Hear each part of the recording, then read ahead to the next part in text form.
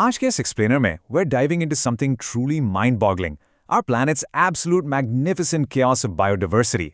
The title says it all. The amazing variety of life, organizing the chaos of nature. Think about it for a second. Hamari Earth is literally packed with life, existing in just countless forms and habitats.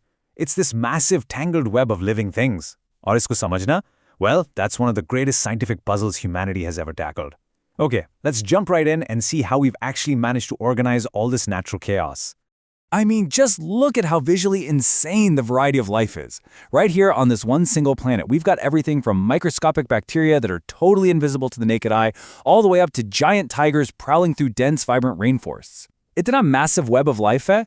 We've got algae in the oceans pumping out the oxygen we breathe, and fungi breaking down waste into rich, fertile soil. Every single interconnection keeps our ecosystems running. But honestly, with so many different players on the field, how do we even begin to figure out who is who? Section 1. The Amazing Variety of Life, India's Hotspots. To really appreciate this variety, we just need to look at our own backyard. India is unbelievably diverse. We've got mountains, deserts, lush rainforests, crazy long coastlines. And because of this, it is home to some highly specific biodiversity hotspots. Take the Nilgiri tahar and the lion-tailed macaque, for example. These guys are what we call endemic species. Ye strictly local hand. That means they are restricted to a very particular region, and you won't find them anywhere else on Earth except right here in India. Protecting their habitats is absolutely crucial, because, well, if we lose them, we lose these unique species forever. There's no backup copy. और पता है, ये biodiversity preserve करना कोई नया concept नहीं है हमारे लिए. Long before modern science came up with formal biological classifications, ancient Indians were actually already organizing landscapes and protecting ecosystems. Thousands of years ago, the ancient Sangam Tinai classifications and the deep cultural tradition of protecting sacred groves, they show just how sophisticated our ancestors' understanding of ecology really was. It's a proud heritage, recognizing and respecting the delicate balance of nature way before it was mainstream. Section 2. Why we classify organisms. So, with all this chaotic variety, millions of species interacting in these crazy complex webs, how do scientists avoid total, absolute confusion? Just imagine you're standing in the Pake Tiger Reserve in Arunachal Pradesh. That single reserve alone hosts nearly 300 different bird species. 300! Now imagine the absolute nightmare of trying to study, track, and protect all those different types of birds without a proper filing system. It'd be impossible. You wouldn't know which bird eats what, or which bird nests where. Take the rufous-necked and the oriental pied hornbills as a perfect case study. Pake actually supports 4 distinct hornbill species. Now, without proper classification, we'd have no clue exactly which large old trees they need for nesting or which specific fruits they rely on to survive. Classification is literally the only way to track these hyper-specific resources. It's what allows scientists all over the world to use one common unified system to flag species that are at risk, and ultimately ensure their survival. Section 3. History of the sorting system. Now, ये filing system एक दिन में नहीं बना था. It's actually a fascinating historical detective story. Way back in the 4th century BCE, Aristotle started super simply by just grouping animals by habitat. So, land, water, or air. Fast forward a bit, and Linnaeus broke it down into 2 kingdoms in 1758, plants and animals. Then, as microscopes got better, Haeckel added a 3rd for microscopic life.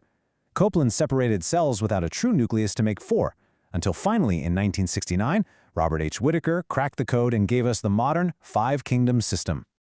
Section 4. The 5-kingdom system. Think of this as the ultimate biological filing cabinet. And the best part? Whittaker didn't just guess. He used 4 very logical filters to sort every single living thing into 5 neat boxes. First up, cell type. Does the cell have a true nucleus or not? Second, level of organization. Are we talking about a single cell or a multicellular organism? Third, cell structure. Does it have a cell wall? And if so, what's it actually made of? And finally, mode of nutrition. Does it make its own food or does it consume something else? By running life through these 4 specific rules, the whole shebang falls perfectly into place. Let's pop open the first drawer, Kingdom Monera. Yeah, well, single-cell bacteria, without a true nucleus. They are unicellular prokaryotes, and they are literally everywhere. Now, while some of them definitely cause diseases, a lot of them are incredibly useful. Actually, fun fact, back in 1957, Ram Bakht Singh, who is known as the father of modern biogas, actually pioneered low-cost biogas technology right here in rural India using this exact bacterial fermentation. He literally turned Monera into a massive source of energy for society. How cool is that? Moving on to the next drawer, Kingdom Protista. These guys are also single-celled, but they are eukaryotes, meaning they do have a true nucleus, and they mostly chill in the water. The history here is just wild. Ancient cyanobacteria were deeply linked to these early aquatic ecosystems, and they were among the very first things to produce Earth's oxygen through photosynthesis, around 2.5 billion years ago. And get this, we actually have their fossils. These layered rock structures called stromolites can be found right here in Rajasthan and Madhya Pradesh. Section 5. Invisible to fungi.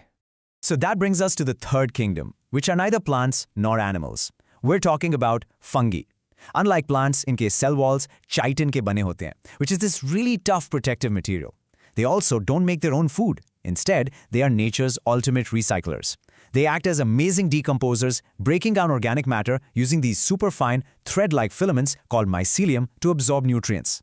And they're total lifesavers. They literally give us life-saving antibiotics like penicillin. Not to mention that wild edible mushrooms are a massively valuable resource and a huge growing livelihood for rural communities.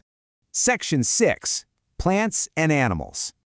All right, let's finally look at the two most familiar and visually dominant kingdoms on our planet.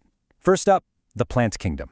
You can actually trace their incredible evolutionary journey from water to land when you break it down, like a giant puzzle.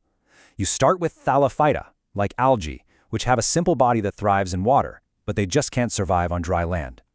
Then we step up to Bryophyta. Think of them as plant amphibians. They live on moist land, but they always need water to reproduce. Next, Pteridophyta developed vascular tissues, kind of like internal plumbing, so they could really survive on land. Gymnosperms took it further by evolving leaves for dry conditions and putting their hardy seeds on cones. And finally, we hit angiosperms, the ultimate land adapters with super well-developed reproduction.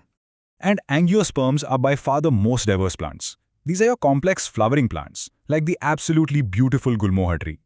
They produce flowers to attract pollinators and fruits to protect their seeds. और पता है, इसकी study की roots India में बहुत deep है. Way back in the 17th century, one of the earliest scientific books on Indian plants, called the Hortus Malabaricus, was compiled. And it was done with the crucial help of a brilliant Indian botanist named Itti Achudan. It is just a stunning early example of traditional Indian knowledge and modern science working hand in hand to map out this crazy diversity.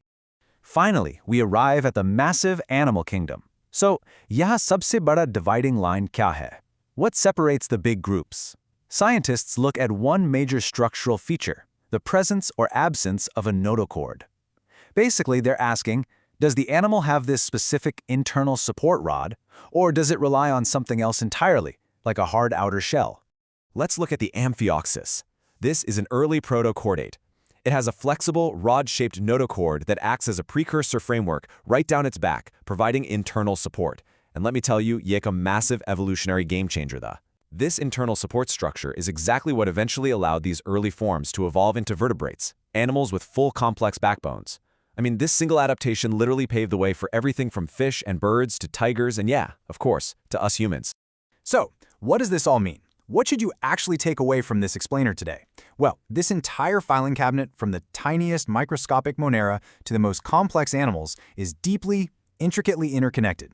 Every single organism plays a specific, vital ecological role. So, मेरी तरफ से एक सवाल. If we fail to protect our biodiversity hotspots, and we lose just one endemic species, does the whole ecosystem filing cabinet start to wobble? Think about it. It's absolutely our responsibility to understand and protect this beautiful chaos. Thanks so much for joining me on this explainer today.